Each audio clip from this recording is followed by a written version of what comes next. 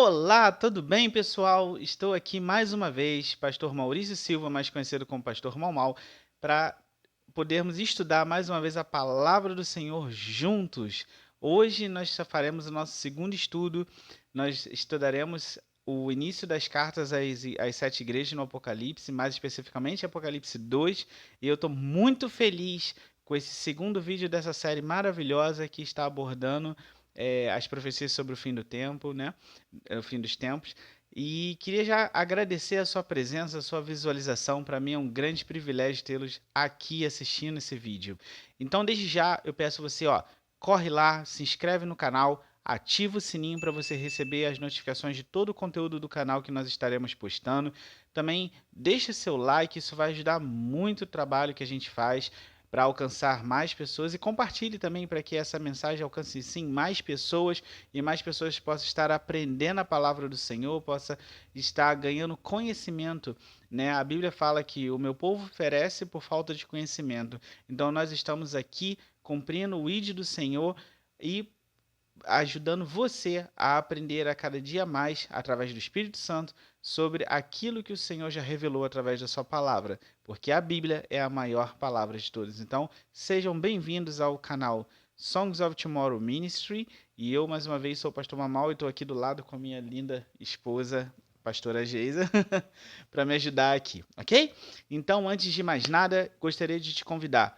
Abra sua Bíblia sempre, sempre. Acompanhe, por favor. Quando você vê esse vídeo, ponha sua Bíblia no seu colo e vai acompanhando e conferindo todas as coisas. Abra, por favor, a sua Bíblia em Apocalipse 2. Nós estaremos lendo o texto e depois começaremos a falar sobre ele, tá bom? Então aqui, minha Bíblia já está aberta. Apocalipse 2 diz assim. O título, né, são vários títulos, né? Mas o título inicial diz: Cartas às sete igrejas da Ásia. Primeira carta à igreja de Éfeso. Escreve ao anjo da igreja que está em Éfeso. Isto diz aquele que tem na sua destra as sete estrelas, que anda no meio dos sete castiçais de ouro.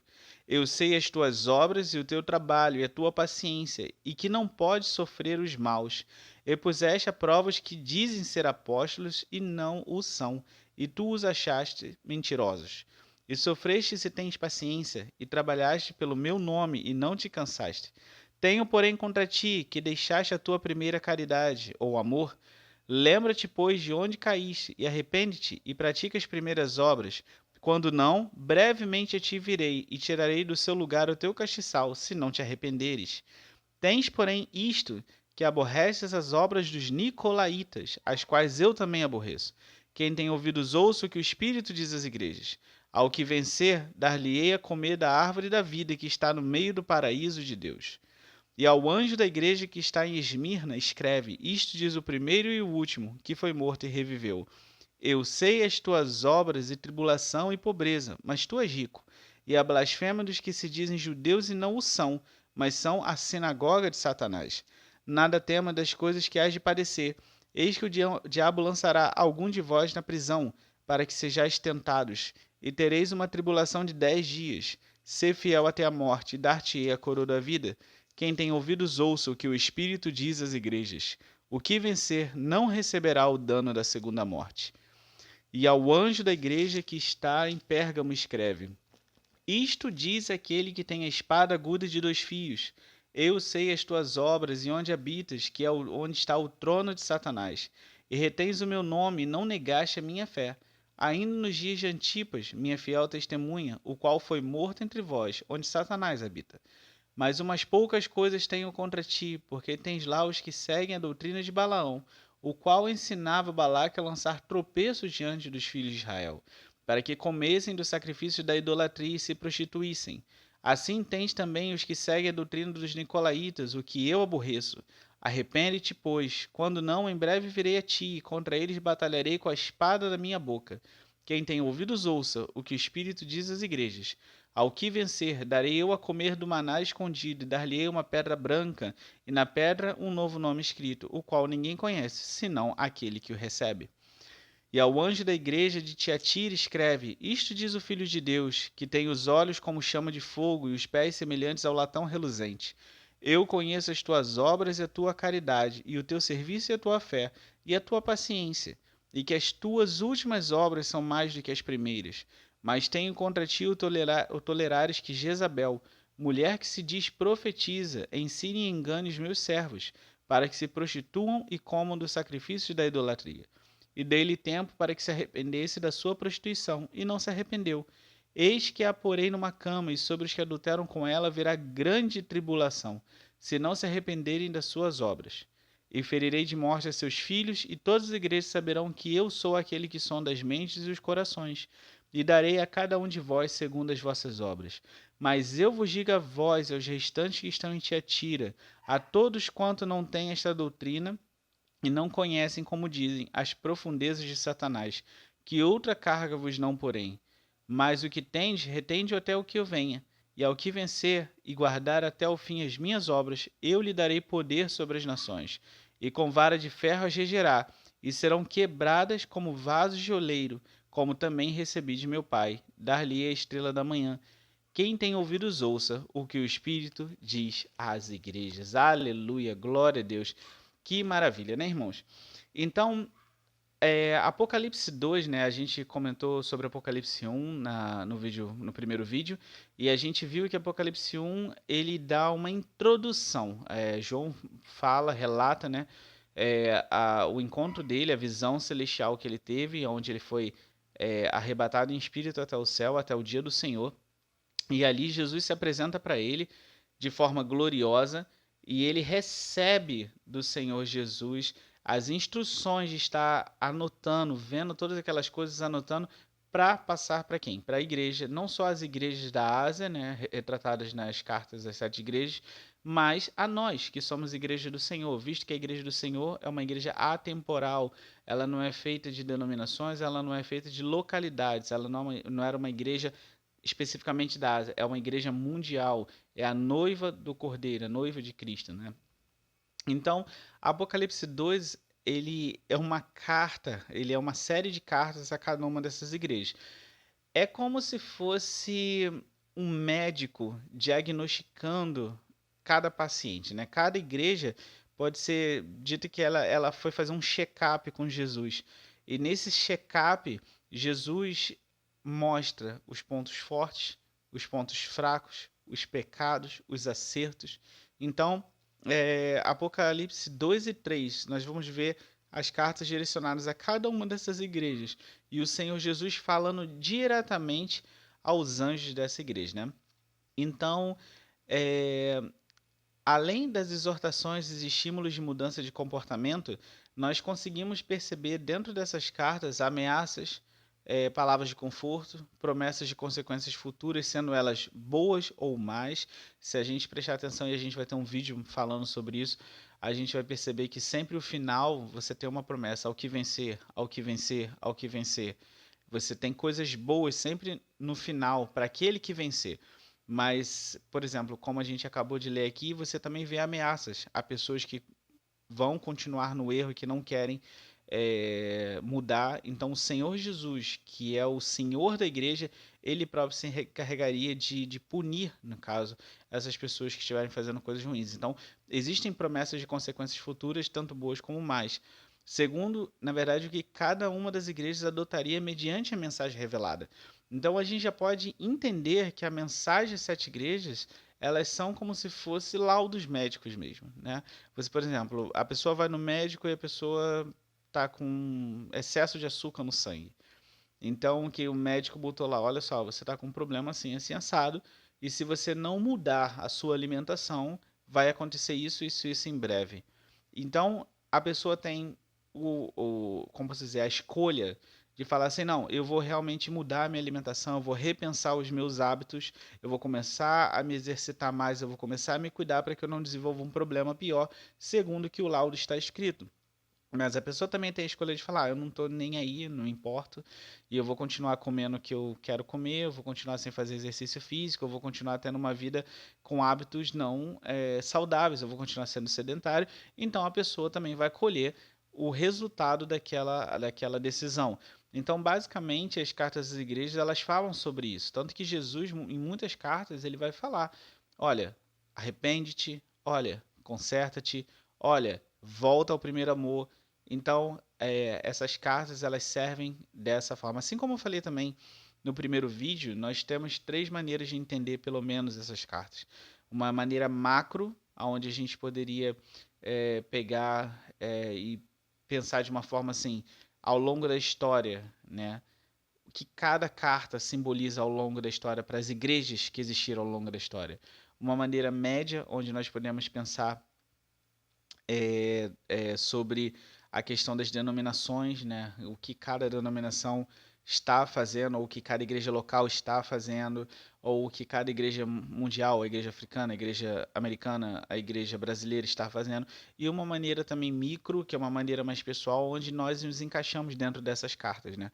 Então, o que nós estamos fazendo? Como tem sido nossa postura?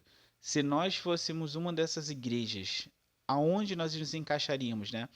Então, essas cartas, elas são laudos para a gente também. Então, a gente pode realmente pensar nessas formas e isso vai ajudar muito a gente não a acusar o outro, como eu falei no vídeo passado, mas a gente se autoavaliar, que eu acho que, eu tenho certeza que é a questão mais importante. Desculpa esse cachorrinho latino, a gente não pode impedir que o cachorro lata, mas é só porque hoje ele está animadinho aqui. Geralmente não. As cartas têm estruturas. Todas as cartas elas apresentam a mesma estrutura. Como elas funcionam? Em geral, elas seguem esta ordem. Cristo se apresenta e ele sempre se apresenta falando de algum dos seus atributos. Geralmente, quando ele fala de algum dos seus atributos, isso tem a ver com a mensagem que está indo para aquela igreja.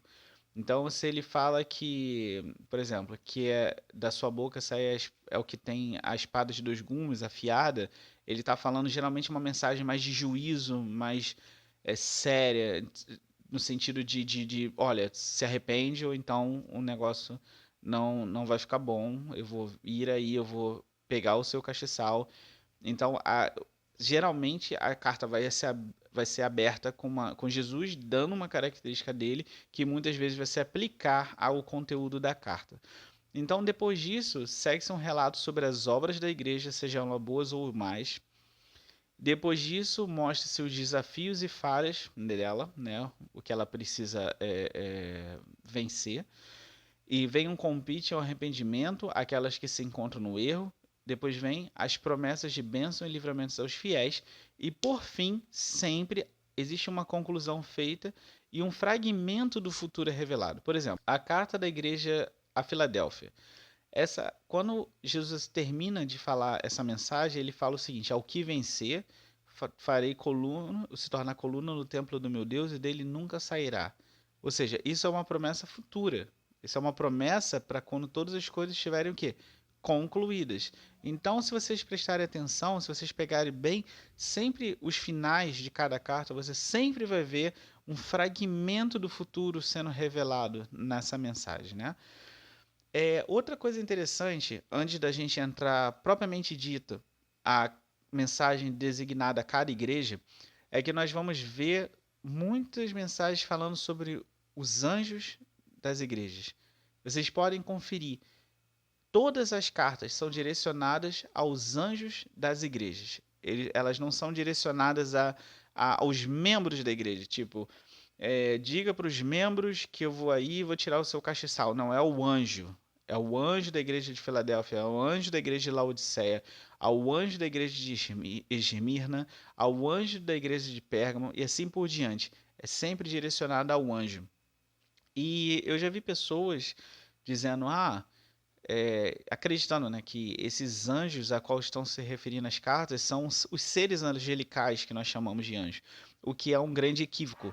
Por que é um grande equívoco? Se a gente lê as cartas e a gente vai ler e vai examinar de novo, a gente vai perceber que muitas vezes Jesus fala assim: se você não fizer tal coisa, eu vou até aí e vou tirar o seu castiçal. E isso, quem é que está ali de frente daquela igreja? É o pastor da igreja. E fora isso, depois da queda do diabo, onde ele conseguiu enganar um terço, né, do exército celestial de Deus, dos anjos, ali é a última vez que se mostra que um anjo poderia cair. Depois daquela ocasião, não tem como mais um anjo pecar e um anjo cair. Então, um anjo de Deus hoje em dia, ele não pode pecar.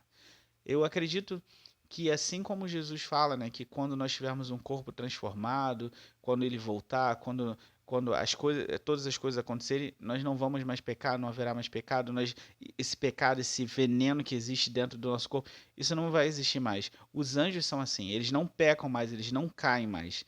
Então, quando Jesus se refere ao anjo, ele não está se referindo, nesse caso dos anjos das igrejas, não é a um ser angelical. Ele está se referindo ao pastor de cada igreja, ok?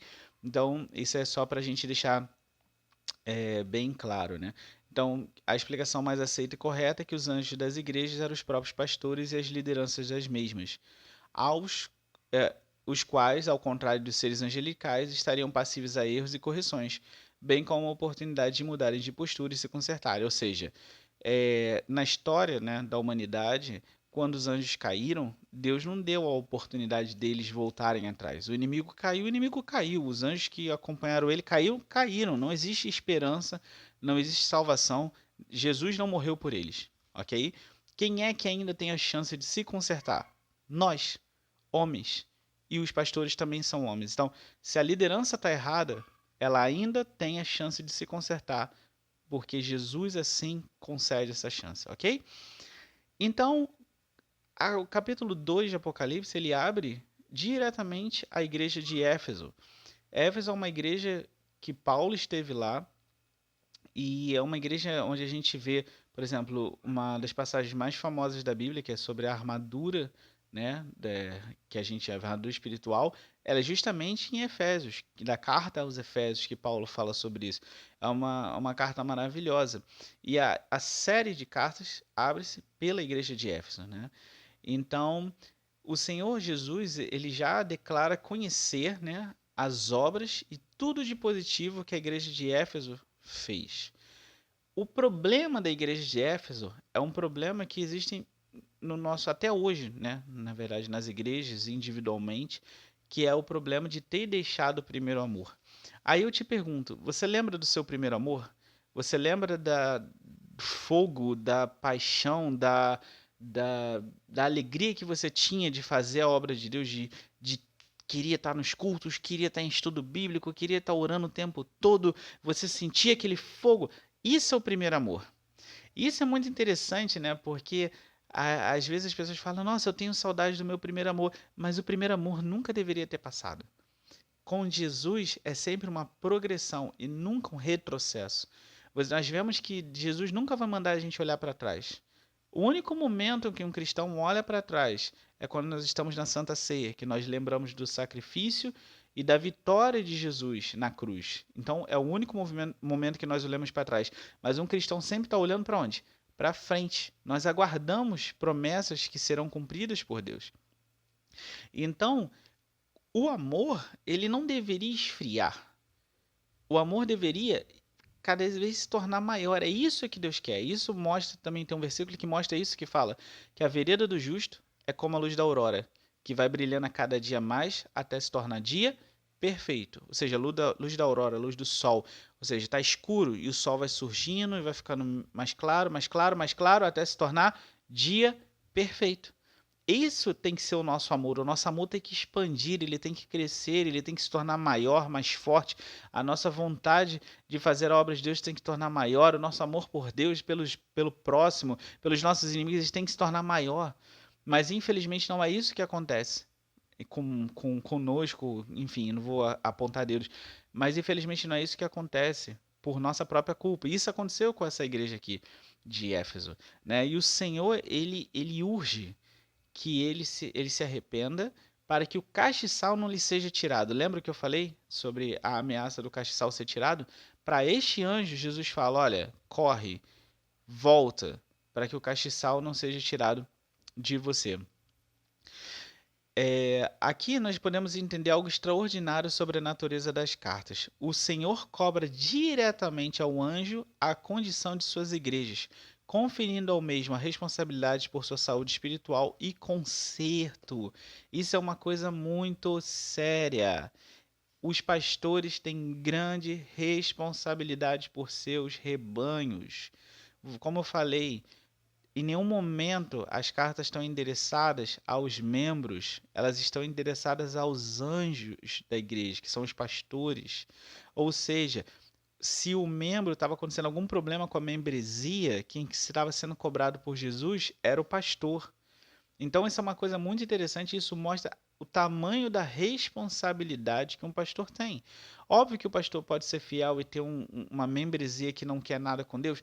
Isso pode acontecer, mas o pastor vai estar empenhado em resolver o problema. Ele não vai ser conivente com o problema.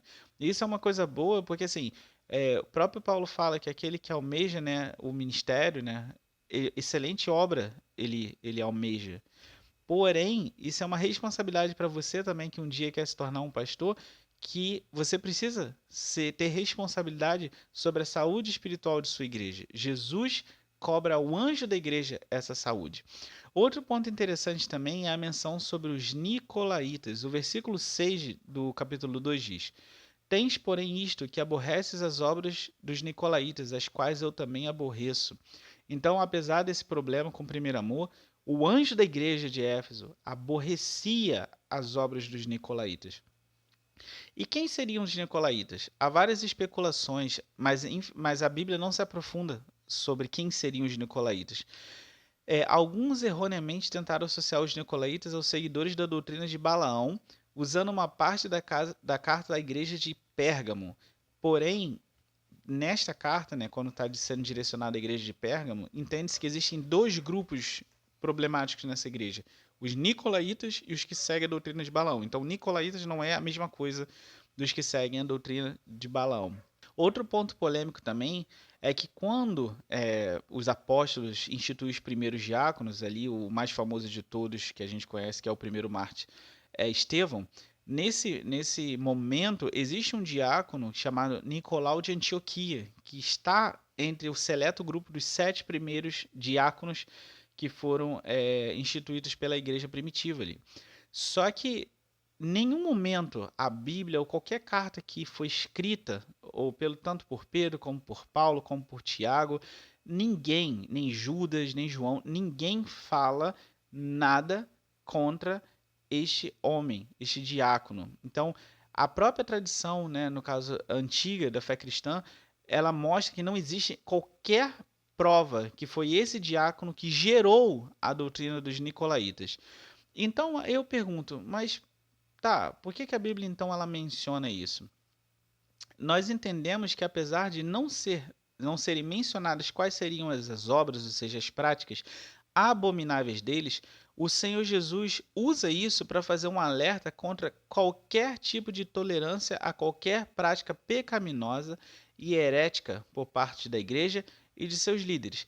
Então, o que eu quero dizer é o seguinte: apesar da igreja da Bíblia não dizer exatamente quais seriam os problemas das práticas dos nicolaítas, quais seriam essas práticas, isso é um aviso que é o seguinte: não precisa saber qual é a prática.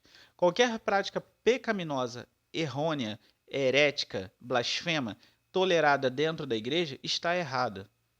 Então nós temos que fazer, sim, como o anjo da igreja de Éfeso e como Jesus, aborrecer isso. Nós temos que entender que nós temos que pegar os nossos valores e mostrar ao mundo os nossos valores, não adotar os valores do mundo para a gente. E quando eu estou falando isso, eu não estou aqui falando, você não pode fazer isso ou pode fazer aquilo. Não, irmãos. A própria Bíblia fala que tudo é lícito, mas nem tudo convém. Então cada um julga o que pode. Por exemplo, existem denominações que adotam um determinado estilo de vestimenta. Tem outros que não adotam. Qual está certo, qual está errado? Nenhum. Nenhum. O que a Bíblia fala é que a gente tem que se vestir com decência. Se você está vestido com decência, ok. Então, a gente tem que entender que eu não estou falando aqui dizendo sobre costumes. A minha pregação aqui não está sendo sobre costumes. Eu estou falando de coisas ruins, blasfemas, heréticas, coisas realmente que vão atrapalhar a saúde espiritual da igreja, que vão atrapalhar a nossa saúde espiritual como corpo de Cristo. Isso tem que ser abominado e tirado do nosso meio, ok? Seguindo, a próxima carta ela foi direcionada à igreja de Esmirna e essa igreja é fantástica. assim como Filadélfia, essa é a única da Filadélfia, elas são as únicas das 7 igrejas a qual Jesus não fala nada contra. E uma coisa muito interessante é a própria brevidade da carta, ela é uma carta muito pequenininha, ela também é um ótimo indicador da integridade desta comunidade, né? Quando a gente vê igrejas que estão com muito problema, você vê que a carta é maior, ela relata mais problemas. Mas Esmirna é uma carta muito pequena, mas ela só tem acertos, ela só tem coisas boas. Basicamente, o Senhor mostra que ele conhece as aflições daquela igreja e quem os aflige, bem como avisa sobre o que o diabo faria com alguns deles, encerrando-os na prisão. Jesus incentiva a essa igreja a que eles continuem fiéis até a morte, pois eles receberão dele a coroa da vida. E uma coisa interessante é que na conclusão está escrito assim: o que vencer não receberá o dano da segunda morte. Isso é muito interessante, porque aqui em nenhum momento Jesus está falando que eles não passariam pela primeira morte, ou seja, pela morte física. Pelo contrário, ele está falando que o inimigo jogaria alguns deles na prisão, ou seja, da prisão isso poderia realmente ressuscitar e morte no futuro. Mas eles não deveriam temer, eles deveriam se manter fiéis, porque o Senhor os livraria da segunda morte. Então, isso é uma coisa fantástica. Ele está encorajando a eles a serem fiéis, como ele próprio fala, a Bíblia própria fala, né, que aquele que tentar salvar a sua vida, perdê-la, mas aquele que perder sua vida por amor de mim, né, salvá-la. Então isso é uma verdade para nós cristãos. Quando nós dedicamos a nossa vida a Deus, nem a morte pode nos vencer, nem a morte pode nos parar.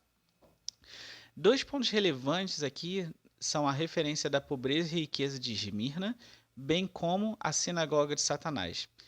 Como visto em Lucas 12, 21 e Tiago 2, 5, que eu vou pedir daqui a pouco para a pastora Jesus estar lendo, a fidelidade daquela igreja ao Senhor a tornava rica perante os olhos de Deus.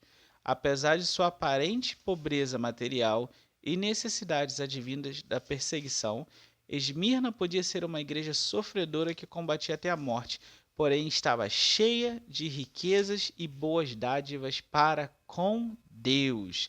Ou seja, muitas vezes, ainda que possamos parecer pobres, alguma igreja ou alguns de nós podemos parecer pobres, sem poder aquisitivo nesse mundo, Deus, quando nós somos fiéis, ele vê que nós somos muito mais ricos, porque verdadeiramente não estamos entesourando, né? Entesourando, porque verdadeiramente não estamos entesourando tesouros na terra, mas sim no céu, porque aqui na terra a traça corrói, o ladrão rouba e assim por diante, mas no céu ninguém pode tocar. Então gostaria de pedir agora a pastora Giza para estar abrindo a Bíblia e lendo em Lucas 12, 21. Uhum. Assim é aquele que para si ajunta tesouros e não é rico para com Deus. Amém. A outra referência é em Tiago 2,5. Eu vou estar lendo aqui para vocês agora. Tiago 2,5 diz assim: ouvi, meus amados irmãos, porventura não escolheu Deus aos pobres deste mundo para serem ricos na fé e herdeiros do reino que prometeu aos que o amam? Então, essa era a situação dessa igreja fantástica que é Esmirna.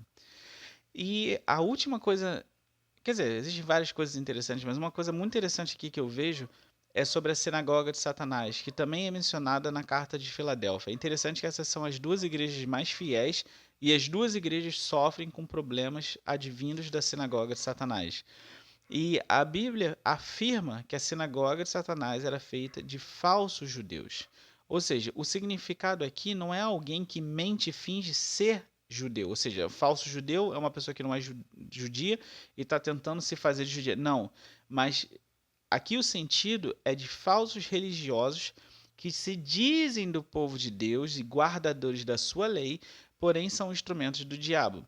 As escrituras afirmam que não é maravilha porque o próprio Satanás se transfigura em anjo de luz. Não é muito, pois, que os seus ministros se transfigurem em ministros da justiça, o fim dos quais será conforme as suas obras. Isso está escrito em 1 Coríntios 11, do versículo 14 ao versículo 15. Também o próprio Senhor Jesus, corrigindo a arrogância dos judeus quando esteve na terra, disse: E não presumais de vós mesmos, dizendo: temos por pai a Abraão, porque eu vos digo que mesmo destas pedras Deus pode suscitar filhos a Abraão. Isso está em Mateus 3, versículo 9. Estes falsos judeus, né, da sinagoga de Satanás, perseguiam a igreja e a mensagem da cruz, assim como aqueles que Paulo enfrentou, tendo ele mesmo sido um deles anteriormente ao seu encontro com Jesus no caminho de Damasco. Então, trazendo para a situação atual, lembrando que o cristianismo ele surgiu com os judeus, né? Então era muito comum naquela época, mesmo em terras gentias, você ter vários cristãos judeus junto com gentios. Hoje em dia, né, por exemplo, aqui no Brasil, eu não conheço nenhuma pessoa estrangeira, por exemplo, congregando na minha igreja ou na denominação a qual eu sirvo.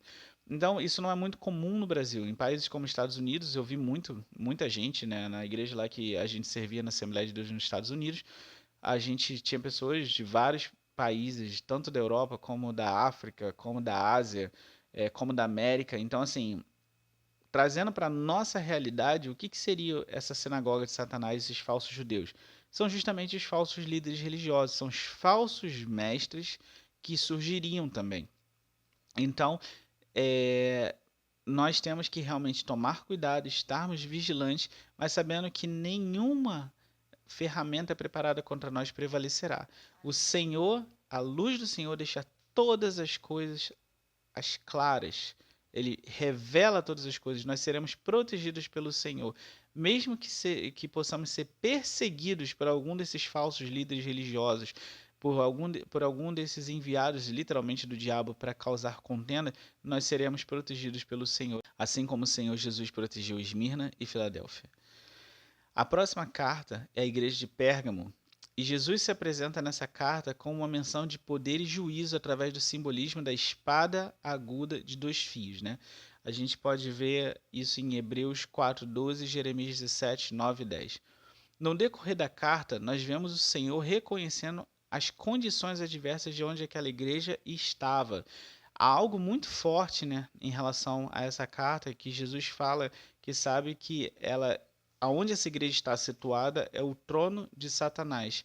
Mas Jesus reconhece a fidelidade quanto à fé ao Senhor e a retenção do nome de Jesus, ainda nos dias do mártir Antipas, ao qual o Senhor chama de fiel testemunha. Então é muito interessante isso. No entanto, semelhantemente à igreja de Éfeso, dentro dessa comunidade, eles tinham a existência de 2 grupos, né? O primeiro, os nicolaítas, que nós vemos, né, na carta de Éfeso, e o segundo, que é os que seguem a doutrina de Balaão. E a própria Bíblia fala, né, nessa carta, que essa doutrina ensinava a lançar tropeços aos santos para que eles se desviassem com práticas idólatras, bem como com fornicação e todo tipo de imoralidade sexual. Trazendo para o dia de hoje, vemos organizações, nós vemos líderes, nós vemos empresas, políticos e várias outras categorias de pessoas que tentam infiltrar doutrinas abomináveis na igreja, geralmente usando estratégias como: isso aí não tem nada a ver, isso é moderno, Deus não se importa com isso, entre outras coisas. Então a gente pode trazer essa analogia, né? A gente sobre a igreja de Pérgamo com os nicolaítas e a doutrina de Balaão, e nós vemos isso acontecer. Vou dar um exemplo. Mais uma vez, como falei, o meu canal não é um canal de polêmica, mas eu tenho que falar a verdade. Alguns meses atrás eu ouvi uma pessoa que estava admirada porque um pastor falava palavrão em cima do púlpito. Então a pessoa estava: nossa, fantástico, eu gosto muito de lá porque ele fala palavrão, ele fala como a gente fala. Queridos, a própria Bíblia fala para que a gente não ponha a palavra torpe na nossa boca. A própria Bíblia fala, se não me engano, quando Paulo escreve a Tito, né, que era um jovem pastor, que fala que ele devia ter o quê? Uma linguagem irrepreensível. Então, como eu vou ficar feliz ou apoiar que um pastor que devia estar dando exemplo suba no púlpito para falar palavrão? Palavra torpe, de baixo calão. Então, isso nós podemos pensar assim: isso é uma doutrina mundana, herética, errada, que algumas pessoas estão tolerando. Não estou aqui acusando, não estou aqui para acusar. Porém, se eu falar que isso está certo, eu também vou estar sendo mentiroso, e eu não vou fazer isso. Então, nós temos que realmente estar sempre com cuidado, né, com essas doutrinas. E a outra coisa e como a pastora Geisa falou, se eu não falar, eu também vou ser omisso, e eu não vou pecar por isso também. E assim, essa doutrina, essas heresias, eu só quero deixar uma coisa bem clara. Eu não quero entrar em pregação de costume, mas essas heresias, elas têm dois lados, tá? Vou dar um exemplo. Tem essa parte liberal, pode-se falar palavrão, pode-se fazer isso, pode fazer aquilo. Isso está errado. Mas a parte ultraconservadora também está errada. Vou dar um exemplo. Quando meu pai conta uma história de que assim que ele iniciou a caminhada dele cristã, ele teve uma ceia e nessa santa ceia uma irmã foi impedida por um diácono de ceiar, porque naquela época, para uma irmã ceiar, ela deveria estar usando meia e ela estava de sandália sem meia. Então ela estava chorando muito porque ela foi impedida de cear por uma doutrina que nunca foi imposta por Jesus. Você não encontra um versículo, eu desafio a qualquer um que tente encontrar um versículo na Bíblia dizendo que para cear você tem que pôr meia, mas ela foi impedida por causa disso. Então, tanto o pastor que fala palavrão, como aquele que impediu a irmã por causa do excesso, e estão errados. São doutrinas mundanas, são doutrinas erradas, né, que causam escândalo, causam problemas. Então, nós temos que estar sempre bem atentos a isto. No caso, apesar de você ter esses dois grupos, tanto nessa igreja como em Éfeso, diferentemente de Éfeso, o Senhor não ameaça retirar o castiçal deste anjo. Mas se ele não se arrependesse, preste atenção, hein? Se ele não se arrependesse, o Senhor viria e batalharia contra os errados. Como eles estavam infiltrados na comunidade, a mesma sentiria os efeitos quando o juízo se estabelecesse sobre eles. Então, isso é uma coisa muito interessante, irmãos. Por mais que sejamos fiéis, né, existe um ditado, não acho que esse ditado se aplica totalmente a esse caso, tá? Só para deixar claro. Mas existe um ditado dois ditados. Diga-me com quem andas e eu te direi quem és. Não se você anda sempre com pessoas ali que estão tendo determinado tipo de comportamento, ainda que você não faça aquele comportamento, as pessoas vão tender a achar que você faz. E quem se mistura com porco, farelo, come. Por que eu estou falando isso? Porque Jesus não fala que vai tirar o castiçal dele. Porém, Jesus fala que viria, olha, se arrependa, porque senão eu vou vir e vou batalhar contra eles com a espada, né, que sai da minha boca, de dois fios. Ou seja, a repreensão, ela poderia não ser direcionada ao anjo da igreja, mas você acha que a comunidade não sentiria a repreensão?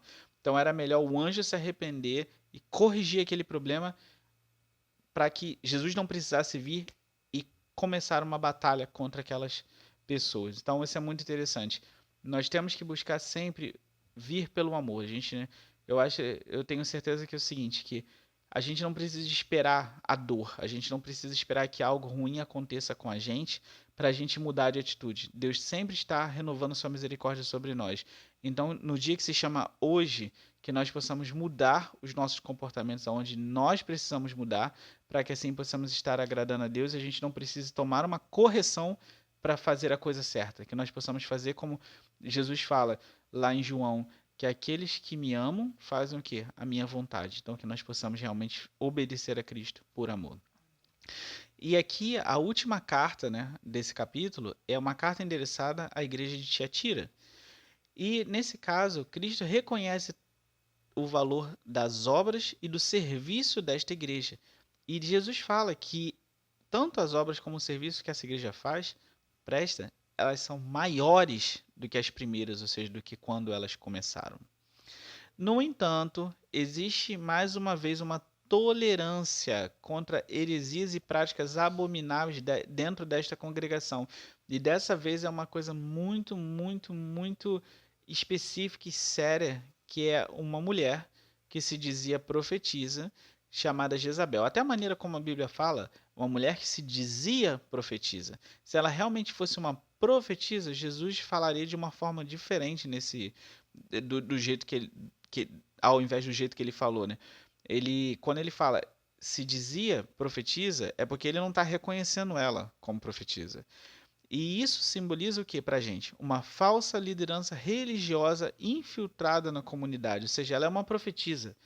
Quantas pessoas eu conheço que foram enganadas por falsos profetas? A Bíblia alerta que no final dos tempos surgiriam falsos profetas, falsos mestres, falsos cristos. Quantas pessoas até hoje estão dando ouvido a doutrinas diabólicas através de pessoas que se dizem profetas de Deus e não são?